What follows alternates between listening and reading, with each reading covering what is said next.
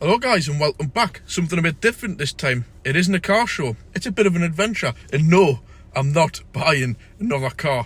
Definitely not. In fact, the one I'm in is for sale. I'll get to that in a minute. Anyways, as you've seen from my last video, this is a bit of a, what my partner calls it, what Holly calls it, a bit of a lad's getaway, a bit of a gallivant, basically. I don't really have no purpose to come on this trip. I am purely just for pleasure and enjoyment purposes. What I'm doing, I'm in my car right now. You probably guess I'm driving down to Middlesbrough to Chris's because if you remember his Primera, the P10, the red one, the immaculate one, which we had at the Festival of the Unexceptional last year. It's coming this year as well, which is only actually in a few weeks' time. Matt of FuriousDriving wanted to review that a few weeks ago when he was up north, and he didn't get the chance because of breakdowns and weather, and it was really windy and stuff like that. So Chris basically just said, look, I'll bring it down to you. Again, I think for him, just a bit of a getaway. You know, there's no real reason to have to take it down there. I think he just wants to enjoy, like we do, enjoy having a bit of a road trip, using these vehicles that we all pay for. It's pointless having a vehicle if you don't use it, and Matt's going to review it. So when we get down there, with Matt's permission, I might do a bit of a film around his fleet. If his Freelander's still there, I don't know if he's even still got that, which used to be my car. Quite nice to see that again. So that's that anyways. That's the purpose of the trip. But for me, obviously Matt lives down in Kent area, and where we're actually staying in a hotel, Chatham, Gillingham way. I spent a lot of time of my younger years down there. I must have spent about 7 years down there. And obviously before I even was driving it was when I was like 14, 15, 16. I used to get the National Express down there at these times of the morning, and it was like 8 hours on a damn bus. Oh my god, that brings back memories. But anyways, in 2006 I passed my test, and I was driving from Northumberland down to Gillingham, up and down, just about every other weekend, sometimes even more regular than that, which was a hell of a journey back in the day with little 1 litre 4-speed Volkswagen Polos with no power steering, no aircon, no cruise control, no electric, nothing. So for me, it's going to be a bit of a trip down memory lane, let's just call it. I haven't been that far down south since then, like as in like the latter years of when I was down there.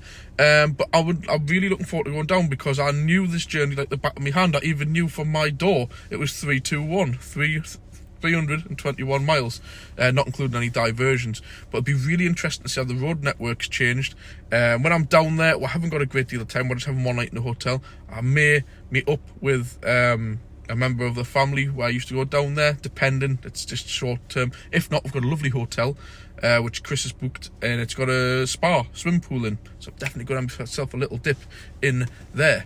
In fact, I nearly forgot, because yesterday we went swimming at this area and I almost forgot my swimming shorts. So yeah, just a bit of, to be honest, a bit of a road trip, a bit of a gallivant. So I might get a bit of filming in down there at Matt's. Matt might say hello, I don't know. So now I am currently at West Sleepburn, East Sleepburn, where I live, and it's amazing. Already, I used to do this journey because I used to live with my parents at the time, which is where my house is now, and I used to set off and do this journey. And I used to remember getting to this point where I would normally stop and make a phone call before I got on the dual carriageways, and I wouldn't see a car, I wouldn't see a person. And I'm not joking you, I've tried recording this 5 times, just a short, less than 3 mile journey across here. There's constantly been a car, not the same car, different cars pulling up behind us, cars coming towards us, cars waiting to pull out of junctions, people out walking dogs. Massive change. Like there must be something, like just generally like an increase in population since 2006 to now, and the roads alone are massively bigger, busier. So yeah, like just 2 minutes ago here, I was just trying to record, and somebody's practically standing at my window, just like now. There's a guy riding by on a bike, and a car coming by. He's, you know, this is early in the morning. This is a very quiet little tiny little village, and this is the only spot I could find just to pull over, just to get away from people, so I could do an intro to the video and a walk around the car. But honestly, I'm very surprised how things have changed. When I'm thinking back in my mind to 2006 to now, it is quite vast. On a daily basis, you don't notice it, you don't recognise it, but I really do notice a big change. So yeah, so what we're doing now, do a quick walk around the car. I'm going to get down to Middlesbrough, leave this car Chris's, and then head down to Kent in the Primera, so I'm quite looking forward to it. I'm even more looking forward to the fact it's a nice, pleasant 17 degrees. It's all right in the Saab with air conditioning, but in the Primera, I was worried that it was going to be one of those days like we had in August last year, and it was touching 30 odd degrees. It's a long journey in a car with the windows open the whole way, no air con. It gets a lot, so I'm quite happy actually that this weekend, or weekend Sunday, Monday, that we're going down there is relatively nice weather. So anyways, we'll have a quick walk around the Saab, and I need to get underway because I've spent too much time yapping. So this has pulled me coffee break off now, so I have to get straight down to Chris's and not get me morning coffee. So let's have a look at what's behind us. Looking as good as ever. I did attempt washing it yesterday, but unfortunately it rained when I had to go out and use it. But yeah, she's looking absolutely great. This car does sound, and see with this, sorry with the wind, this car does sound so good on the morning startups. And these exhausts are standard. A few people have mentioned, have you done something with the exhausts? No, I haven't. I've just cleaned them. So yeah, another vehicle going by.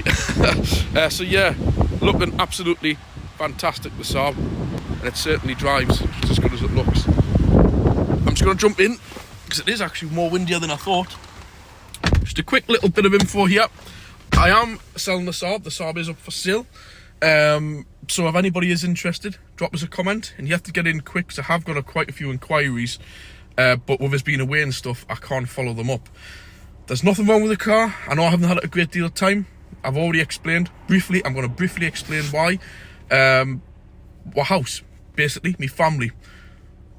We're having, obviously, we all know what it's like paying a mortgage. I want to get my house paid off as quick as possible.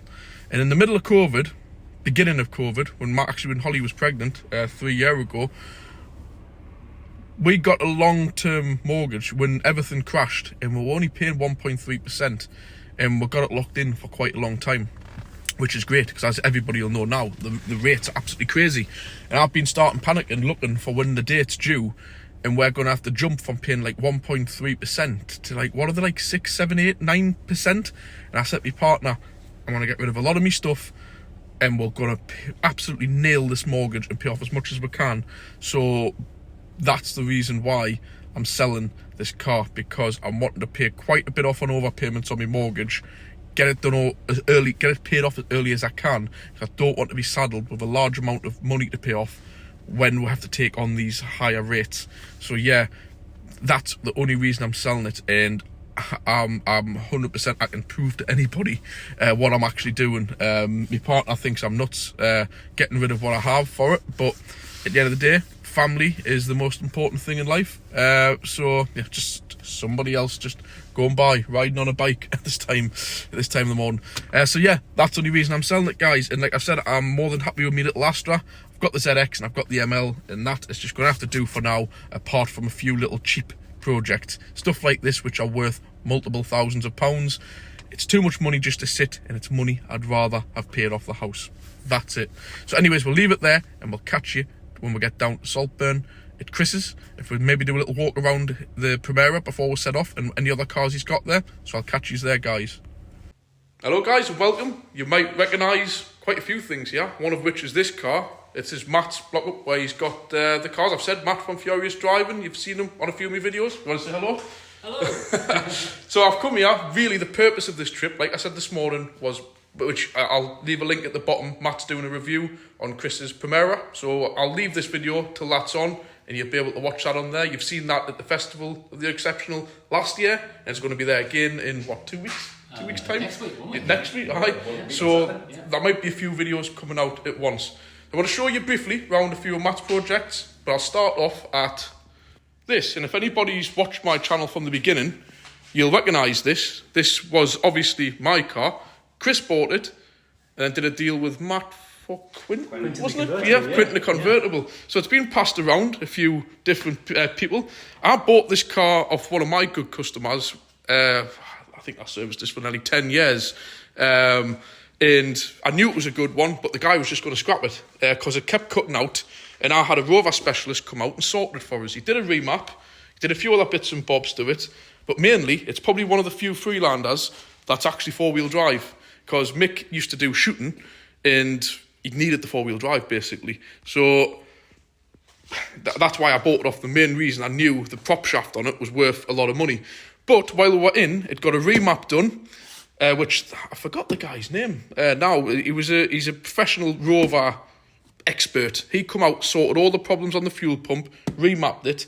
While I was on, I put the high pressure kind of silicon pipes, which always split the boost pipes, the variable vane turbo, all of that. I cleaned everything out, put new pipes. That's still on here, obviously. The silicon pipes, 4mm ones. I was all sorts. I did the crank cover filter, the whole lot. But yeah, it was just nice to see this car because I did a lot of driving in this, believe it or not, picking my son up back and forwards to Dalton Park. And yeah, this car saved me a lot of times being able to pick my son up where otherwise I wouldn't have been able to get there. And it's a nice spec one. It's got a funny name. What does it begin with? A K? Kalahari, yeah. So it's got like all the electric folding mirrors, half leather, obviously auto, aircon. There's quite a lot of extras above, 4 electric windows, sunroof. Hill descent, yeah. It's got all the nice little extras, but it's so nice to see all this distance away from home, my old car. I'm just going to squeeze round the back. Obviously the plates, what Chris put on, they've been taken off, but they're the plates I always remember. NC, obviously Northern Reg, NC03, UVS. So yeah, I do just want to put a little shout out. The guy who used to own this, Mick, he has actually unfortunately just passed away last week. But so it's quite ironic. I'm actually down visiting the car. This is the Mini project. We'll have a quick look around. 1969, isn't it? It is, yeah. And you know the A series there, but mega rare automatic one. There's the old gear shifter. And we're just looking there. It's a 1969, and we're just messing around with these coins on here, and we've just discovered that there's an old 5p there, which is actually, I don't know if it'll show, 1969. Was this money found in this car? Under the seats in the car. Strange. Yeah. It is actually. That's something you need to keep a hold of. That I'm trying to find it there. On the dashboard when it's done. 1969. So the year the car was built, and there's no £1 coin. So yeah, but yeah, Matt's got big plans for this. So fingers crossed.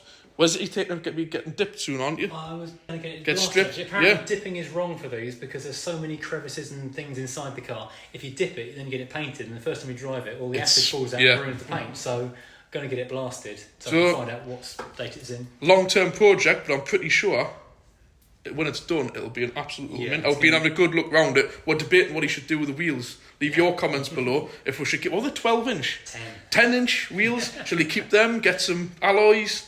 Who knows? But yeah, and it's even got the sliding glass windows at the side, which always reminds me of the Mr. Bean Mini. Yeah, really, the sliding door. Yeah. So yeah, we'll have a quick look around at the other bits and bobs. I'll just pause it. Rover 200 VI, obviously much rarer than the BRM, but it's basically the same car. Less than 20 on the road. I think it's about 17 on the road of these things. And not many of them might be in this condition either, really. So no, it isn't bad. It's got a few things wrong with it. Just noticed a dint there, which I didn't notice, but Matt has been on since he first got the car. I didn't notice this, nearly 2 years ago at the... Where was that? The Motorist. The Motorist. Yeah. I didn't notice that, but I suppose, is it something worth leaving? No, I'd like to get it done. Get it sorted and the car will be bang on, but like... Once I do that, I'm going to have to do a whole bunch of other paints and make it blend in, so it'll make everything else look bad, so I won't do a complete paint job again. I'll do a quainting on it. Yeah. But yeah, it's in absolute... What I like about these is such original interior. It's got that Rover smell, lovely. But obviously, in case a few of you don't know really what the difference is to the standard 200, it's got the variable valve timing, hence the VI. It's got a secondary belt. I might actually open the bonnet, I'll show you. It's 2 separate belts that run VVTi, basically. And that makes a big difference. What was saying these got about 150 horsepower, which isn't bad. Is just under 8 seconds. From a normally aspirated 1800. So yeah, VVC. Yeah, so your VVC, which in layman's terms, it's got a bigger intake, obviously cast like sort of aluminium, but this is the main point here, your variable valve timing. Common ground on newer cars now, they all have it for emissions, but think of it a little bit along the lines, really, of like a VTEC system. Not quite, they don't have separate cams. VTEC Yo, please. Yeah, VTEC Yo, but they don't have separate cams. These just adjust the timing, basically. And this must be this would be oil fed, is it? This will be like... I believe it is, yeah. Yeah, this is all what it does to adjust the timing. Naturally, you adjust the timing, you get more power. So yeah, that's a really good car with this, I would say. This is something I would definitely want to own. It's so much fun. It's such a reliable car. Because although I've got a lot of project cars, this one you can just ignore it and then come and find it, turn the key and drive. Away. Yep. And it looks very discreet. It's very much a Q car. Yeah. That's what I like about it, apart from the VI, which most people probably don't even know what that means. Sure they don't. They wouldn't know what it means. They wouldn't even spot it. It's got nicer alloys, but again, who's going to spot that? Put your foot down, and it's very much different than any other Rover. And inside, it's very normal as well. But yeah, once you put your foot down, find a nice back road, and it just comes alive. Kind of very similar to my Saab. We're just saying that it looks no different to the standard 2 litre. That even the twin exhaust, there's not even a single badge on the car to tell you it's a 2.6 V6 over 2.8 V6 over a 2 litre. So I love cars. These are my kind of cars. I like cars that just fit in sleepers, in other words. It's even got heated windscreen washer jets. That is going down the line of Saab and Volvo, isn't it? Really? That's great. And obviously these as well, dark ice designs. I want to give those a shout out because I used these on my L200 and they were great because it was a nightmare on a tall L200 trying to get the bonnet. And as soon as I opened the bonnet on this, I was like, that's not standard. That's great. Highly recommend anybody. And they do all sorts of different cars. I think just from a Vauxhall Corsa, L200, Rover, whatever, have a look at these. And they normally fit into your standard fitment. So there's no drilling or messing about. A couple of brackets. So thumbs up to those. So I'm just going to make this quick. We'll go around. We'll look at that. We've got the Tomcat, which I haven't seen this car many times, in fairness. I don't think you've had it at many shows where I've been there, actually. I don't think I've taken it to any shows since I've had the channel. But it's really... Yes, But this is like a really... I love the colour. What is this colour called? That is Tahiti Blue. Tahiti Blue. It really is nice, that. And obviously this... I mean, what year is it? P? This is L. L Reg, 93. 93, same age as my ZX. Quite an early one. It really is early, Apparently, it shouldn't have the Rover grille on the front because the year it should be the plain... The plain grille. But this car was a demonstrator at a Rover dealer. So I think they've upgraded the bonnet to make it look like the current model. Yeah, because it was a demonstrator car for a while. So Matt's got plans. Obviously, you'll have seen his videos. He was going to put the turbo on, but... What is it? So it's the head gasket that's gone on this. The head gasket has failed. It's not leaking into the engine because it still runs efficiently. So it's basically leaking onto the exhaust. So constantly, obviously it leaks, which is a common fault with these engines. They leak down at the manifold, and then you end off with a load of smoke. Ditches oil down the front. Basically thinking it's on fire. Yeah, basically, But as you'll see on Matt's channel, he's got a turbo, well, the size of a pumpkin, basically, off a truck. There is an HGV somewhere in the car park. Yeah. There's a Scania wondering why it won't work. So, he's debating bolting that onto it, but like I said, it's going to be quite a task fitting it down there. But so Matt's got maybe an idea of the last car. I'll quickly show you, which you'll all have seen. I'll stand back. I don't know why my phone is not zooming out, but obviously we've got the 740. You'll have all seen that. Matt's done a good few road trips on it, and as you know, rear-wheel drive, red block engine. These were made with a turbo. There's a truck-sized turbo there. We all think, and it's manual, not automatic, which is perfect. Thinking maybe make an absolute animal of that thing stuck onto it. I think it'd be little skinny rear wheel, little tyres on the back, rear wheel drive. I don't think you'd actually go any faster, but you get through tyres faster. Yeah, and if there's any lunatics driving round sideways round roundabouts, you know who it is. Yeah. So we just did a quick one here. I don't know if there's anything else I've put in. I was going to do a bit of filming in the car park of the Primera, but it's been really windy and I'm not technical. I don't have any of the microphones and this phone does not work in the wind, so it would have just been a waste of time. But what I'll probably do is a bit of a walk around of the Primera in the hotel car park tonight separately and see what other bits I got in. So I'll catch you soon. I thank you to Matt for letting me have a look around. It's been lovely to see my old car again. Obviously Chris is here. You've seen Chris plenty of times. So I'll catch you soon. Just a quick video to end things off. We're at Matt's house, and obviously you'll recognise a few vehicles here. One of them is the Crown Vic, the Police Interceptor. Got the Alpha. I've just seen. Actually, no, I haven't just seen this because I didn't want to record outside of where it was. We've got the 75 1.8 turbo. We've got the Rover 420 GSI Tourer. Personally, one of my favourites. I do like these. And Chris's car's up there. So these are the main ones. So on this, last time this is how far I'm up with it, was the welding. Has that been done on the sills? That's been done. Still welding is taken care of. It's gone through the MOT. I took it to a garage who does a lot of when they get stuck, dump the real horrible jobs on the garage. So that's what I get when the garage. It's the jobs that people really don't want to do and we get to do them. So the bushes on the back, I spent. Oh morning yes, I've trying to seen get that. done. Trying to get them. Mobile friend Mechanic came, he couldn't do it. On the floor, couldn't do it. It needed to be on the ramp. Extreme heat, extreme violence. It's all got new bushes in the back now. I've still got all the same advisories on it because it needs tyres and brakes and everything. But that's all stuff I want to do to it. I want to lower it, change the wheels, put EBC brakes on it, all that kind of stuff. It's all. But I just want to say, I am an MOT tester, and if you look on that car, on the reg, and you see the advisories, trust us, they look worse than what they are. Personally, for me, I don't... It's hard to explain. When you're dealing with any car more than 10 year old, personally, every car technically should have all the advice. Even a 10-year-old car has all what I tend to write is, instead of plastering a whole page full, would be all suspension components slightly corroded. Otherwise, you're digging yourself in a hole as a tester, because if you're saying that every single individual item is corroded, you're bordering the line of really giving yourself more of a hard job. So I will say all them advisories, which I said this straight away when I first seen the film on it. Same with the multiple failure things for the sill, structural area, seatbelt. It's, again, I tell a lot of people what they should do in these cases to save a wreck. Remember, your MOT is permanent. Pay a garage half an hour's labour, I don't know, 30 quid, get a pre-check done, and that way it saves having like a permanent record on your car. So most local garages, even if they're not an MOT centre, will do what you call like a pre-MOT. Pre-test, And that way you can have a handwritten list of things to do, and it doesn't, how can I say, like, you know, like an HPI write-off, like a red marker on them, like if you see a car. So there's a top tip, but honestly, the advisories left on this car for suspension components corroded, trust us, from an MOT tester, that what I've seen underneath is just standard across every single, even if you've got one of these that's been garaged, I can guarantee the suspension components will still be. So I just want to put that one out there. So you've got, so I didn't know it, so it's been tested, back on the road. So really, I assume it's, are you going to do the paint work, or is that you just getting it mechanically sorted first? I was on the verge of just selling it on this and just walking away. Just, because I get that feeling, and I see in your video, I get like that with some cars where you just have enough, and you feel like I love throwing the thing, them. but I'm done with it. But I took it to the place that painted Quentin, and they came back, they laughed when they saw me in it, so glutton for punishment, back for more. And they looked at it and they said, yeah, we can do this. We'll obviously take the windscreen out, take the back window out.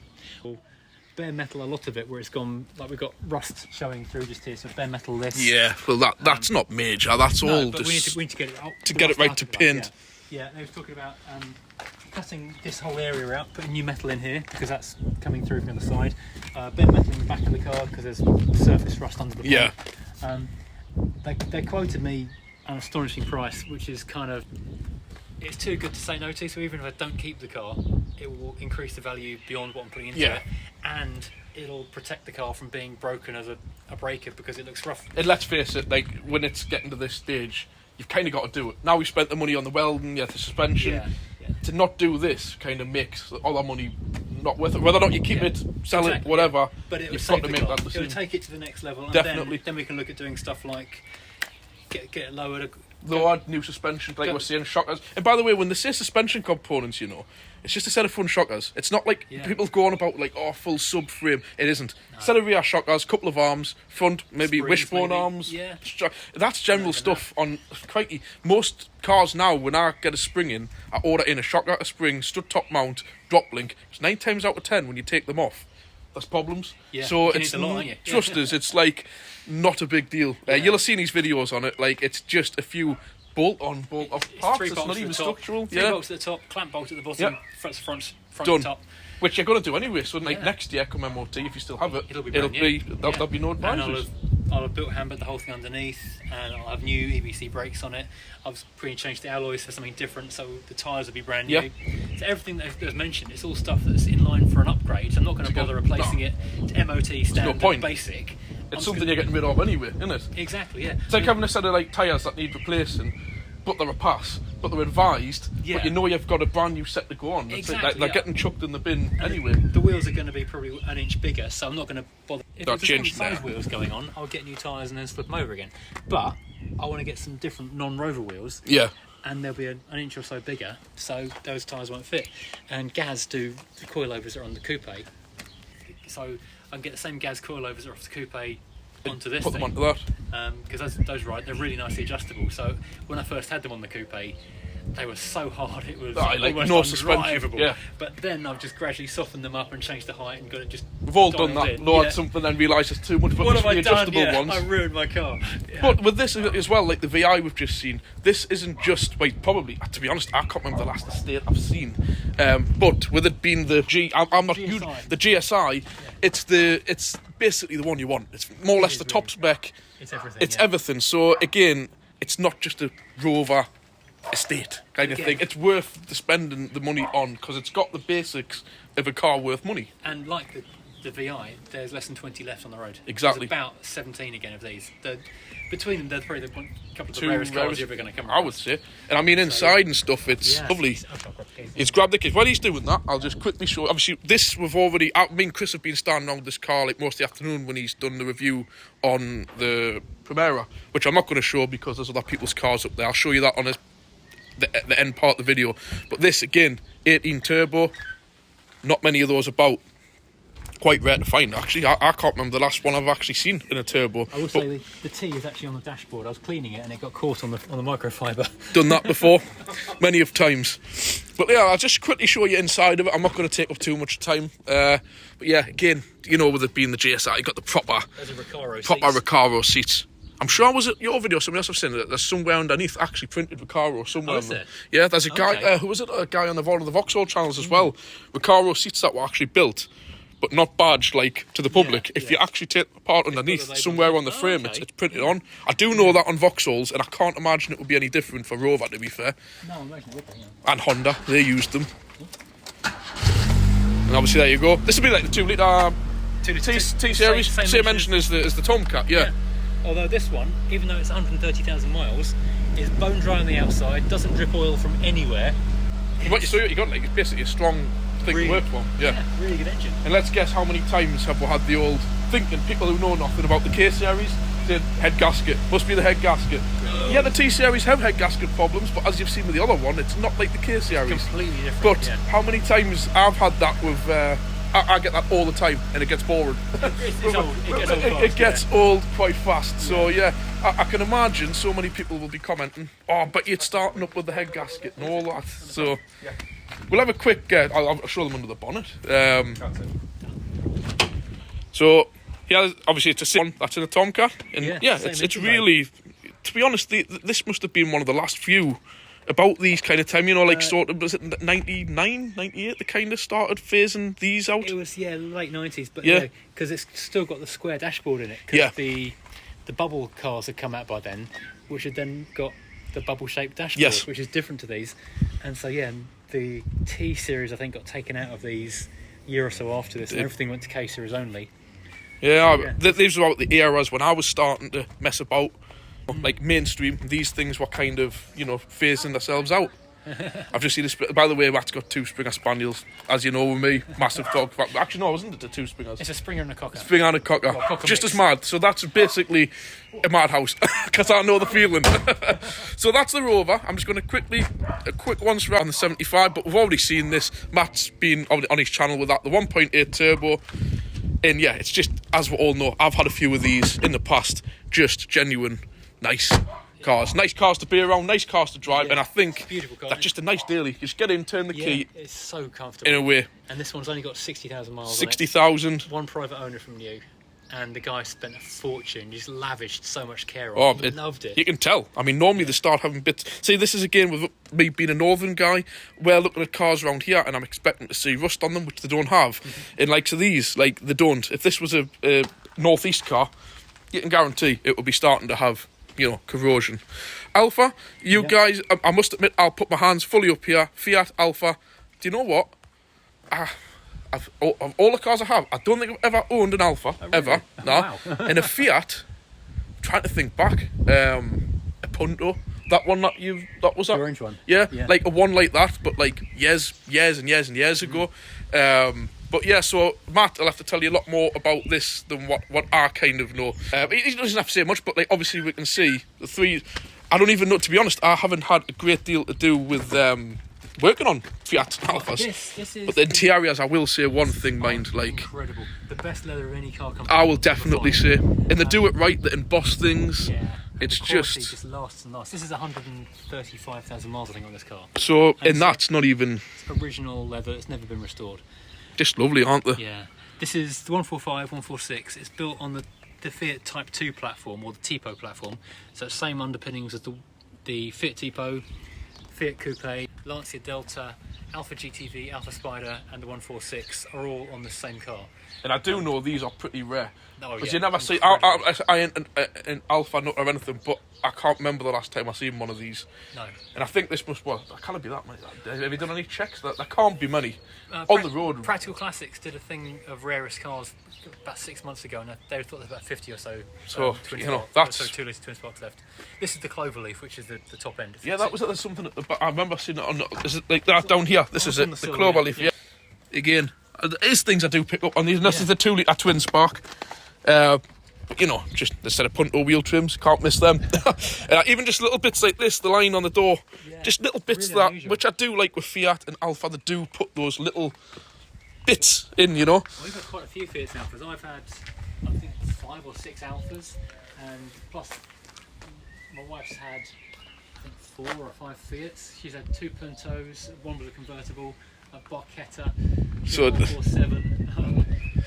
You know, so at the end of the day, I can see the appeal to them. It's just something I've never really ever. It's just different to what you're used yeah. to now. But this is such a unique starter sound on this. Just great. And I must say, the twin spark engines, if you change the cam belts, they're never really much issue, to be fair. Great. And, Projector headlamps, headlamp washers. yeah, and that's Bosch in the 90s. This is the 2000, which is the last year of production because the 147 came out the same year. Yeah. But just great. I like the attention to detail with the made, just the way that they kind of are just really, really nice cars to look at. I will say that I reckon probably Alphas, out of everything, got to be the best looking cars. Oh, in the V6, even the engines with the chrome intake, Under the you bonnet, cannot it's the deny. car, You just can't deny that the best in the class for putting attention to detail. Yeah, everything is just really beautifully thought through. It's an Armani suit on wheels. It is great, and like they have got their faults, but it's what you buy into. Like everyone you knows it's accept it, there. And if you want a car that looks as good, you've got to take the good with the bad. And let's face it, they're not that bad. I've worked on enough, and if they're looked after, that was just, to be honest, compared to modern cars, a hell of a lot more reliable. I would say. I had a 156 I bought from brand new in 2005 as one of the run-out cars. I got a third off brand new because I wanted it gone. And I did 150,000 miles in it over 5 years, and it never failed. No, and I think a lot of it, people go on, like, I'm a key one to say what a bad car is not to buy, but at the same time, even the worst car I can possibly think of, if you look after it, it works, yeah. doesn't it? So you kind of judge a book by its cover, so to speak. Yeah. So that's the Alpha. Sorry I couldn't give Matt give you information. And just one last car is the Crown Vic, which I personally do like these. You know, the police. To be honest, the badge on the back to me is worth money. Just the fact of having something on the back of your car, official, not just put on by Mickey Mouse, says Police Interceptor. You know, like, come on, that's just like. Just talking about like big, you know, like big kids. Really, if your car says Police Interceptor on the back and it's got a big V8 in rear-wheel drive, you've seen all the films with these things, countless American movies, sideways round corners. It's just, you know, whether it's a black cab, but not named black cab, yellow cabs, yellow cabs. Police Interceptor, obviously fully marked up ones, but obviously Matt imported this in, it would have been about a year, 2021. Yeah, it was a year ago. 2022, it was a year ago. 18 months. Where was it from again? This is from Ohio, which is a mistake, because this is the Rust Belt, it turns out. It's like the northeast of England and Scotland in America. It snows like 9 months of the year. Yeah. It's sort of just off Lake Erie or Lake Michigan, where it came from, so it gets the big weather comes off. And this was sold as being a solid rust-free car. They made a point of saying how clean it was in the adverts. And watch Matt's channel if you do go onto it, because I watched that, and I've seen some bodges over my years of being in the trade, and it was shocking. To be fair, all the bottoms of the wings were used with builders expanding foam, which they then covered in filler and then painted body colour and then stone shipped. And obviously somebody, I would assume at this point, may have known it was being exported. No. It could have been an unsuspecting victim in America buying it. It was straight from the police department. So if the police department are doing that... Well, at the last couple of years of service, it was a pool car in the motor pool. So they possibly, because there's no MOT on it, it's a biannual emissions and that's all. A bit like in the UK, we've heard some of that with the police cars in the UK, what they do. Get away with. Yeah. So maybe because it was only a pool car and they didn't really care, they just wanted it smart, so someone sort of took it out to the local body shop and said, what's the cheapest thing you can do to make it look tidy again? Maybe they did that. I can't imagine though, because if it crashed and there was an injury, that would have and been liability, like crikey. In America, you get sued for anything, don't you? But then there was a 5-week gap. It went from police defleet to government auction, then a dealer bought it, and then it went up for sale. And there's like a 5-week gap between defleet, auction, and sale. That's obviously where. So it looks like the dealer probably just probably got it really cheap with the raggedy bottoms, and then doubled or tripled the value of it by just bodging it. And I must admit, I've seen the videos when he first got it. You've obviously, you know what you're doing with cars enough. Looked over it, and sometimes these things are not seen. This is why a lot of people, as a mechanic, ask me, "Will you come and have a look at a car for us?" And I'm not that keen of doing that sometimes, because even like Matt does a lot of welding, these hands-on and stuff. I know my way around cars, but sometimes you just. It's easy enough to miss things, isn't it? It's a professional bodge. Yeah, professional bodge. That's what it's designed to do. It went through an MOT. Yeah. And the MOT man didn't see anything. It was only a year later when the rust started coming through. Bubbling through. And they said, well, it's not serious. Well, it doesn't look serious at the moment. There's a hole within 30 centimetres of the seatbelt. Yeah. So you've got to fail it. Because obviously it's a body on chassis, so it's a bit like, like a four-wheel drive kind of vehicle we have. I mean, I'll quickly show you. This thing's fully built. Like these are really built to last. To be honest, was it 51, 2001, 2002? 2001. And to be honest, the chassis doesn't look too... That's not... But that's like battleship steel. Yeah. It's so thick. But what is fascinating is that where the wings come off, there's no inner wing. No. The entire side structure at the front is the wing, the chassis. panel. Yeah, well, that's kind of like, obviously, my ML that I've just put through. That's very much the same. It's all built on the chassis, and you don't really tend to have much of an internal structural area at the front, because the chassis does. The wing itself is a solid piece of stuff. It's about 20 and you kilos. do. There's times when we've just been talking about gas struts on the Rover. Even just a basic car like a Ford Fiesta, if you just take a door off it, it's surprising how heavy these things are. Which is what I remind people, when you go flying about on roads, you just have no idea of the weight behind the car, mass, especially something like this. I mean, what do you know what this actually weighs? 1,900 kilos. It's like 2 ton, empty. So it's got a thumping big in, which you can see 4.6. Same as in a Mustang. So it's a truck chassis with a Mustang engine in it and a. But the waft along, I can imagine.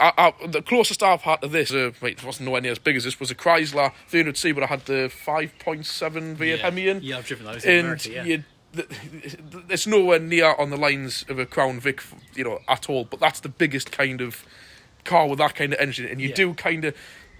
You learn... You waft on the torque. Yeah, basically. And you learn, if you go mad with them, you really do see that fuel gauge drop as hard as the rev counter is going up.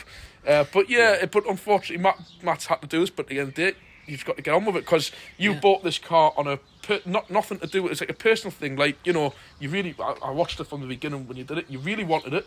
Yeah, and sometimes when it's a lust for something, money doesn't...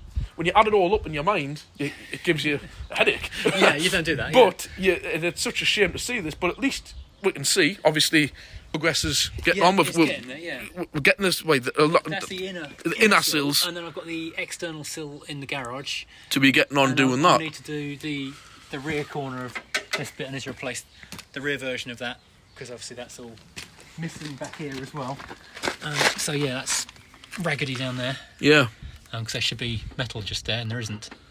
In fact, I think that might. And how many of those advisories failures because they were within a body, like a body mounting? No, none. It was none. So technically, it wasn't until. So technically speaking, with this, if there's no main corrosion here on the back end, take the seatbelts out. And they're not, because it's a body on chassis. It is. It's a van, because with a van, there's no rear seat belts. So if there's no rear seat belts, as long as it's not on the body mountings, they need to be obviously secure.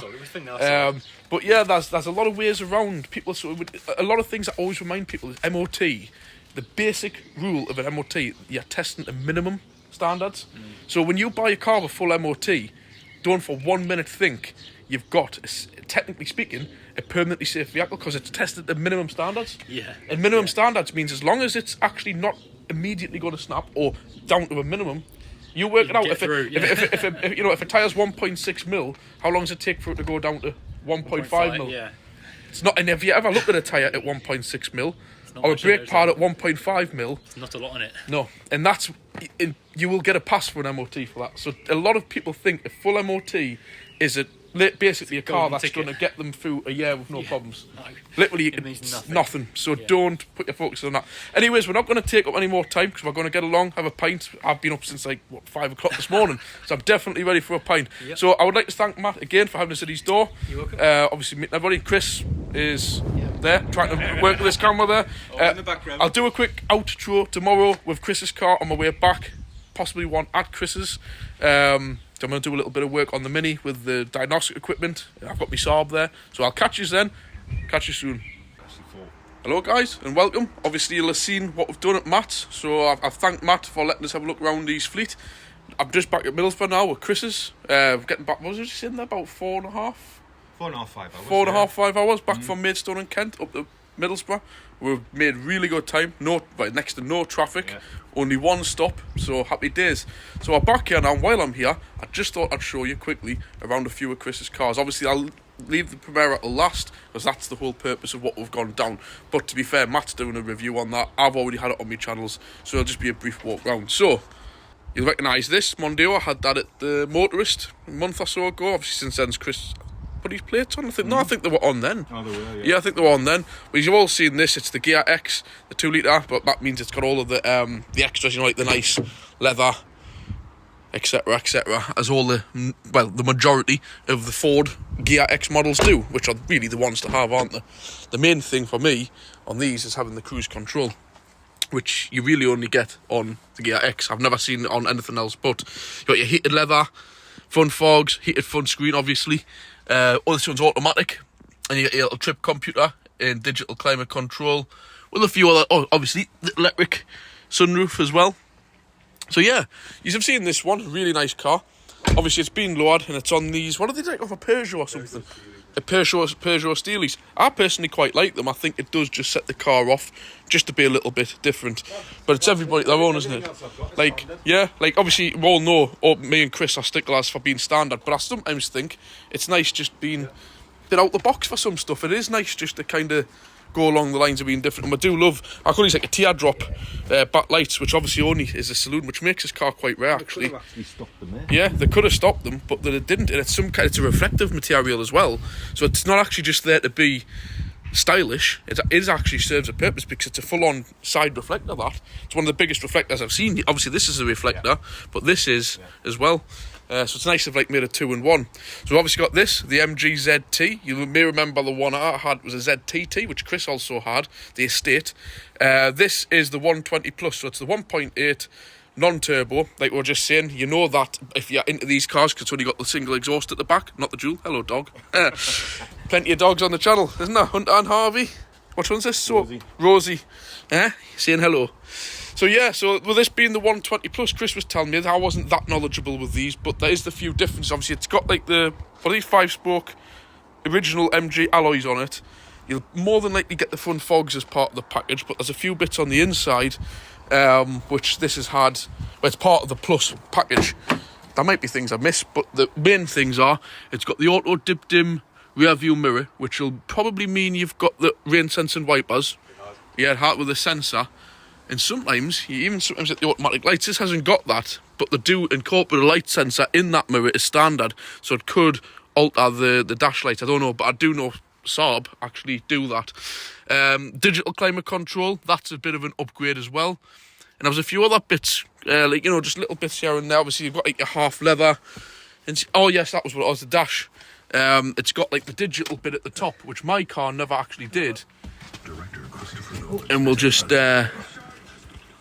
And this is something I missed with quite a few of my 75s and ZTs. It's had like the optional extra spec on it. So it's got the digital speedo, which again is one of my top 3 things a car must have. Cruise control, digital speedo, and air conditioning, I must say. But yeah, this is a great car. The only downside is, like Chris says, bits on the paint, but it's not an expensive car. It's a daily, and it's kind of the way you want dailies to be, isn't it? You know what I mean? You don't want them to be perfect. But I was saying with this, maybe this back little lip spoiler could probably be done separately. But, you know, you can't go mad on these kind of cars, but it's just your perfect everyday car. Yeah, oh yes, that was it, factory parking sensors. So it has got quite a few extras on it. So yeah, that was the 75 ZT, huh? Yeah, it does. The front ends on these are just great. I've had a few pre-facelift ones, definitely always I'm not keen of the facelifted ones. I think the one we had was a facelift. Yeah, it was. Yeah, and I do much prefer this. So yeah, so that's the ZT, it's the Mondeo. We'll have a quick look round. I'm just going to go around to it now, and I'll get back to you. So, obviously we've all seen the Primera before. I might do a video at the Festival of the Unexceptional in a couple of weeks' time, which we're taking this down for concourse. So there we go. It's absolutely immaculate, this car. It is a bit dirty because it has done over 600 miles in the last 48 hours. 48 hours. Less than 48 hours, actually. But yeah, it really is something else, this. But you'll notice it's very early. One of the very first ones made on an H-Reg, which means single point injection, 2 litre. And it's also got no catalyst on it either, so that's a good thing for a start. So yeah, 613 miles since we left yesterday morning at about 9, half 9. Yeah. And we're back now, what time is it now? 4 o'clock the next day. Yeah. So yeah, we actually haven't done bad. And to be a typical Nissan, you know, they never flacker, ever. So I'm not going to go too into depth on this car, because I'll go to the Festival of Unexceptional in a couple of weeks. So I'm going to do like a proper film around it when Chris has got a gleaming bit under the bonnet, and he's got his trophy from last year from the Repmobile that it won, wasn't it? So yeah, but you've seen this car a few times before. I'm actually, when I get time, at some point, we'll probably do a full like proper walk round review of it. But yeah, so there we go. One other car that we've got here, obviously, is the Saab. That drove down pretty much perfectly as well. So yeah, it does look good on the drive, I must say. It does. Goes well with Chris's collection, I will say. So thank you very much for watching. I hope I haven't even reviewed what I've done with Matt. Hopefully it comes across okay on camera. I do just want to say one thing. I don't do that kind of interviewing people thing. As you've watched my channel for probably the last couple of years, I don't do interviewing. I don't generally have people talking alongside with me. So if it looks a bit cringy or it's a bit weird, I apologise. It's not something I really do. I am just a mechanic. I'm not a professional YouTuber. So yeah. But anyways, well, one about people speaking. If Chris wants to say a few things or not, no, just wants to say bye. Totally bye. Chris doesn't do the whole thing, but we are quite looking forward to it, because if Chris does win the what do you call it? Concourse. I'm going to be rubbing my hands, because he's got to stand up next year and speak to everybody. And we'll be getting them live on Car Addict Garage North East. But anyways, I think that probably will happen, because I don't think many cars can push this Primera. I really will say. Purely because it's so early. I don't even know I've ever, even back in the day, seen many H-Reg ones. So yeah, I'll catch you soon. Probably the Festival of the Unexceptional will be the next video I put out. I don't know when this one will go live. I need to edit everything. I'll catch you next time. But remember, if you've enjoyed it, please leave a comment. Anything you want to ask, leave it. Hit the like. And if you haven't done so, hit the subscribe. And as you've seen, these little trips, yeah, I'm not going to lie, I do it for me. Me and Chris go away. But all the little donations, like buy me a coffee, super thanks. Obviously, these coming back, we have actually only stopped once. But, you know, we do stop a few times. If it's just to go towards buying a couple of exactly what it says, buy me a coffee, a muffin, a cold drink, whatever it may be, a quick snack, it all helps. The link's below in the description. I will leave a link below in the description as well to Matt's channel. And more than likely, it could be a few weeks. I forgot Chris was talking about this earlier. Maybe a couple of weeks before the review on the Primera comes out. But when he does, I'll leave the link below for the Primera Matt's review that he did. But he's professional, guys. He's got all the gear. He does all the proper stuff. Maybe one day. But I don't go that far. In case you wonder why I don't drive the cars and do the reviews, I've seen some of his equipment used in the Primera yesterday. These big units, suction cups, proper various different cameras. It's a professional game, guys. It's not something that I can manage with my phone. I have to spend a lot of money to get all that equipment there. But maybe one day, you never know. We'll see how the channel goes. But I'll catch you soon.